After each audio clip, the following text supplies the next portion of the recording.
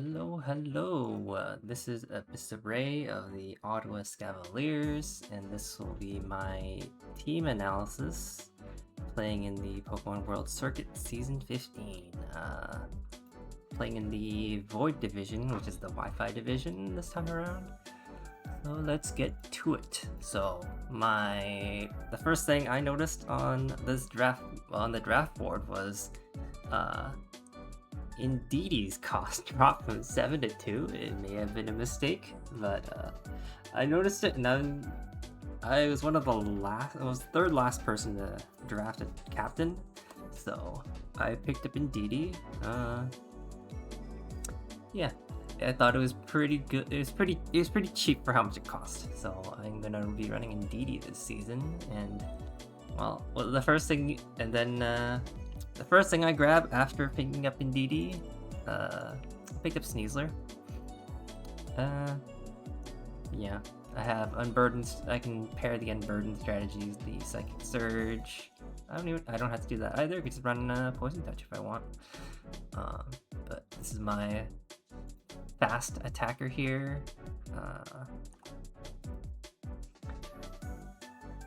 Yeah, let's see. After that, I wanted a bit of a defensive backbone. I picked up Corviknight third. Defogger, picked also a ground immunity for my Sneasler. Resist Psychic. Yeah, it covers Sneasler pretty well defensively, and yeah, Corviknight's good backbone, gets good pivot into anything else on my team, so that is pretty good in this position. Then I picked up Chi-Yu. What Pokemon loves pivots? Chi-Yu does. I can pivot a Pokemon into Chi-Yu and then nuke something, or I can double out expecting one of their switches and then just nuke them with something else if I want to. But Chi-Yu's pretty strong. I have Chi-Yu also rounds out like an offensive core of like the Indeedee Psychic, Sneasler's Fighting, and Chi's Dark typings together. So I thought it was pretty solid. After that, I picked up Thunderous Incarnate. Doubling up on ground immunities pretty early, but I thought at this point in the draft, like a lot of electric. Well, there weren't a lot of electrics I really wanted on the board. Actually, in this round, but the two I really wanted were Rotom Wash and Zapdos, and both of them got picked up in this round where I wanted this. So I was like, okay, I need to grab this now rather than later. Also, normally I consider the Thunderous Therian over the Incarnate form, but I thought its speed tier would be really important here to bridge my Chi-Yu's base 100 and my Sneasler's 120, so the 111 is a really good spot in between the two of them. Yeah. After that, I needed some hazards. Like none of my only hazard, I guess, up until then is like Sneasler's Toxic Spikes. But yeah, I picked up Swampert here. You can also pivot with Flip Turn, Stealth Rock. Yeah, I also considered maybe a Gastrodon in this slot, but I kind of like the Swampert a little bit more for my team.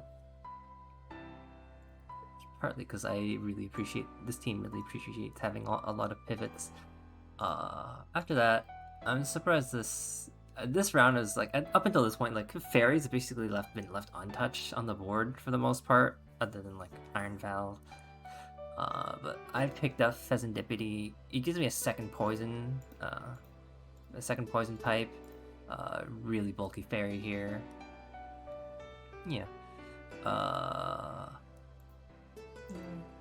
It takes a lot of hits pretty well. It can pivot for me. It can be really disruptive with Taunt. It can even set up with Calm Mind or something, or Swords Dance if I really want to in certain matchups. Then I picked up Serena. This team, I have all this anti-priority stuff, and people really like priority in this league. Yeah, I have the Psychic Surge doubled up with the Queenly Majesty here. But I picked up Serena to have a second form of hazard removal. So Corviknight's not I'm not forced to bring Corviknight every time I want to remove hazard, so I wanted a second one. Also, it's a one more ground resist, but it's also a water resist, which my team doesn't resist up until this point. So I thought I wanted a pretty good. It's also water resist is really important here on this team.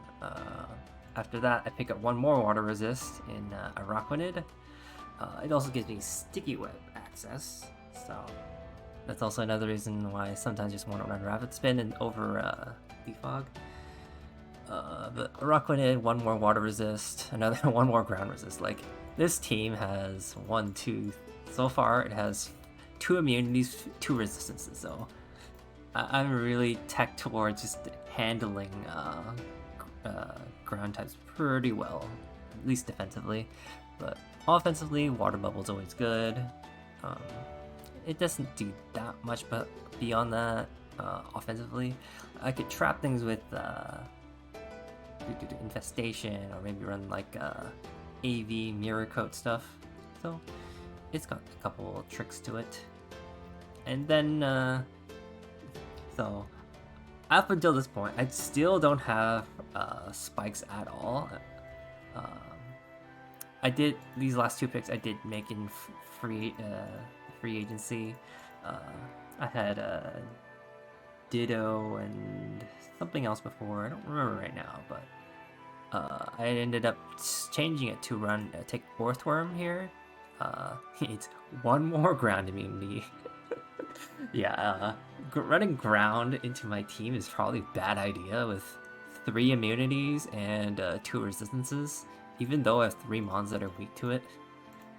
I also thought that it might be a partial check into potential Curums later. Like, it's kind of forced to run Focus Blast if it wants to hit Earthworm, because otherwise, like, Dragon Ice gets resisted, Ground is immune, so yeah.